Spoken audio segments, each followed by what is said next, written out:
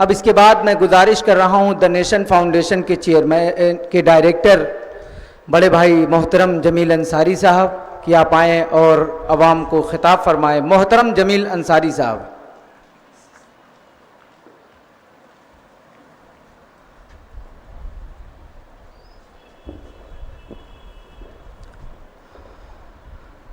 अस्सलामु अलैकुम। स्टेज पे जलवा अफरोज़ साबिक MP जनाब सालिम अंसारी साहब, साबिक चेयरमैन जनाब अरशद जमाल साहब, हमारे प्यारे भाई जमाल अख्तर साहब, अरपन साहब और चेयरमैन साहब और हमारे उलमाए दीन और प्यारे सामीन, टाइम बहुत कम है। हालांकि मैं आज के मौजू पे, जैसा मैंने सालिम भाई से डिस्कस किया अभी, कि मैं आज के मौजू पे मैंने बड़ी स्टडी करी थी और बहुत अच्छा कंटेंट, बहुत अच्छा मटेरियल मैं आज लेके आया था, जिससे मैं आज के नौजवानों में, उनके ब्लड में मैं ये घोलने की कोशिश करता कि जिस तरह से तुमको ये बता दिया गया है कि दुनिया में जो भी तरक्की हुई है वो यूरोपियन कल्चर से हुई है, वो अमेरिका ने करी है, वो यूरोप ने करी है, ऐसा बिल्कुल भी नहीं है। मैं उन किताबों के नाम बताता, उन किताबों के पेज नंबर बताता, उन किताबों के राइटर का नाम बताता जिन्होंने बिला साख्ता ये लिखा है कि अगर मोहम्मद सल्लल्लाहु अलैहि वसल्लम दुनिया में नहीं आते तो साइंस का वजूद आज ना होता। जिन्होंने लाइन बाय लाइन, मैं इंग्लिश में पूरा पूरा उनका कोटेशन लिख के आया था, जिन्होंने लिखा है कि अगर उन्होंने नहीं बताया होता कि एस्ट्रोलॉजी क्या है, ज्योग्राफी क्या है, केमिस्ट्री क्या है, फिजिक्स क्या है, तो हम ये चीजें आगे नहीं बढ़ा पाते। हुजूर सल्लल्लाहु अलैहि वसल्लम ने हर चीज़ों के उलूम के दरवाजे खोल के उम्मत पे छोड़ दिए और कहा कि अल्लाह ताला ने आपको एक बेहतरीन स्पीसीज बनाई है, अच्छा दिमाग दिया है, आप इस पे रिसर्च करो, अल्लाह की वहदानियत को पहचानो। एक ने तो यहाँ तक लिखा है कि मोहम्मद सल्लल्लाहु अलैहि वसल्लम एक मुसन्निफ थे, मोहम्मद सल्लल्लाहु अलैहि वसल्लम एक मुसन्निफ थे जिन्होंने आके साइंस की बुनियाद रखी और अंग्रेजी में उसने साफ साफ लिखा है कि science has copied all the knowledge of Muhammad सल्लल्लाहु अलैहि वसल्लम, कि साइंस ने मोहम्मद सल्लल्लाहु अलैहि वसल्लम द्वारा दिए गए तमाम जो साइंस के टिप्स है उसको कॉपी किया है। फर्क सिर्फ क्या हुआ, हम आपको बता दें कि जब तक इस्लाम का गलबा रहा तो पूरे दुनिया में companion of Islam, companion of Muhammad सल्लल्लाहु अलैहि वसल्लम, जिनको हम सहाबा इकराम कहते हैं, ये फैले और फैलने के बाद इन्होंने पूरी दुनिया से नॉलेज को इकट्ठा किया और अपनी अरबी ज़बान में ट्रांसलेट करके अपने लाइब्रेरी में उसको रखा और उस पर रिसर्च किया और नॉलेज को आगे बढ़ाया।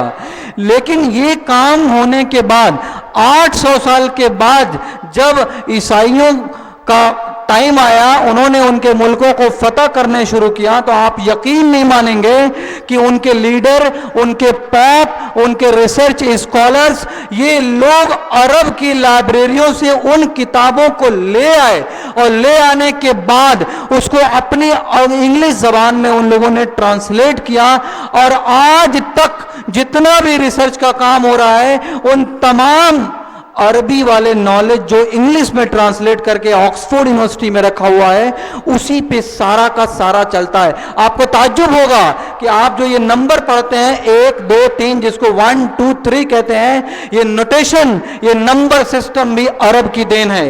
ये अलग बात है कि हिंदुस्तान में जीरो का आगाज हुआ, ये अलग बात है कि हिंदुस्तान में मॉडर्न डेसिबल का डेसिमल सिस्टम जिसको आशारिया हम बोलते हैं उसका आगाज हुआ। लेकिन ये मानिए कि हिंदुस्तान से आके चीन के रास्ते से हिंदुस्तान से ये डेसिमल सिस्टम, ये आशारिया और ये जीरो का नॉलेज ये अरब लोग ही लेके गए थे और अरब लोगों के बाद 500 से 800 साल के बाद ये सारा नॉलेज यूरोप को पहुंचा।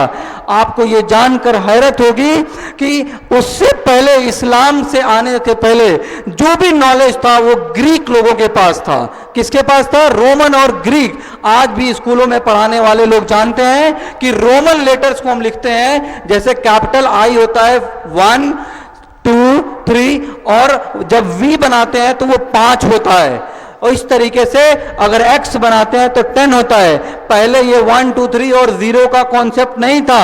अगर उनको लिखना होता था 1886 तो उनका कोड होता था MDCCC XX और 5। इस तरह से अगर सोचिए कि इस तरह का न्यूमेरिकल सिस्टम होता तो दुनिया इतना तरक्की कर गई है कि हम वेलोसिटी ऑफ लाइट को हम काउंट करते हैं, सैयारे से आने जाने में कितनी दूरी है उसको काउंट करते हैं। तो अगर वो गिनती वाला सिस्टम होता तो क्या इंसानियत मर न जाती उस नंबर को लिखते लिखते।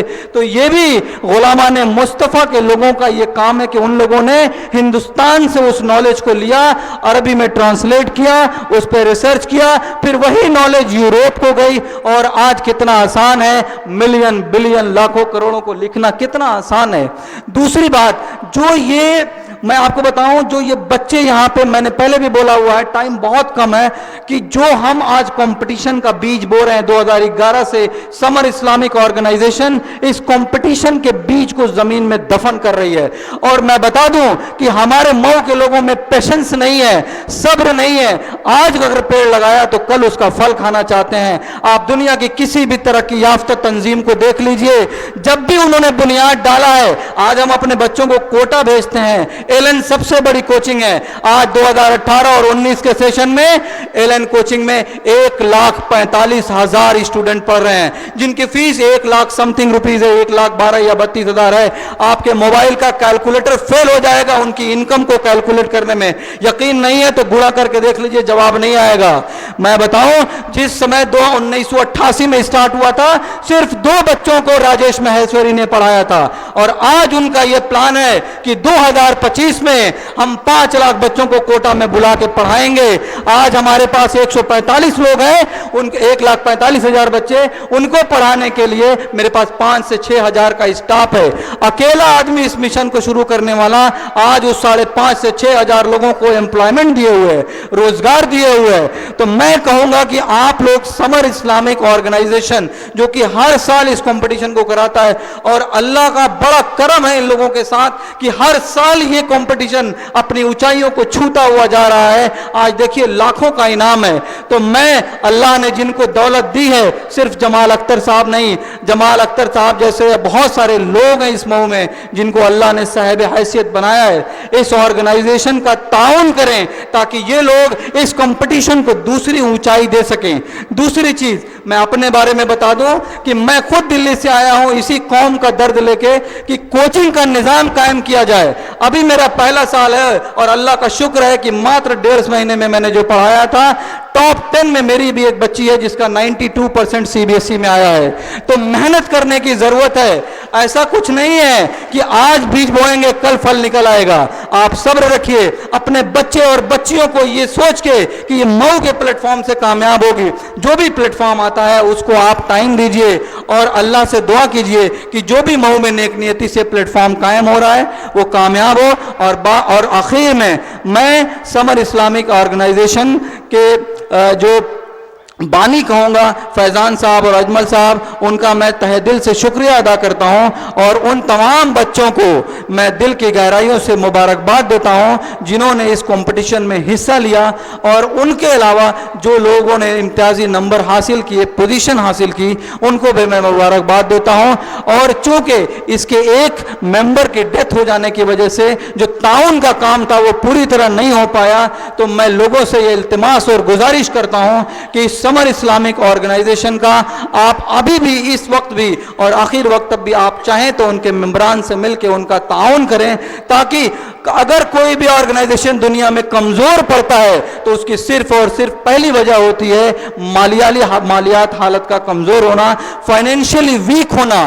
तो अगर इनका जो सपना है आगे बढ़ाने का, आप चाहते हैं कि मऊ में एक इस तरह का निजाम कायम हो, तो अल्लाह के वास्ते इनको फाइनेंशियली स्ट्रांग कीजिए ताकि इन बच्चों का हौसला कमजोर ना पड़े। इसी के साथ मैं अपनी बात को खत्म करता हूं और इंशाअल्लाह आइंदा फिर डिटेल में तबसरा करूंगा। जो टॉपिक मैं लाया था, अस्सलाम वालेकुम। बहुत बहुत शुक्रिया इंजीनियर भाई जमील अंसारी साहब। हमारी बदकिस्मती है कि हमारे पास समय नहीं है, वक्त नहीं है, वरना हम आपको तफसील से सुनते।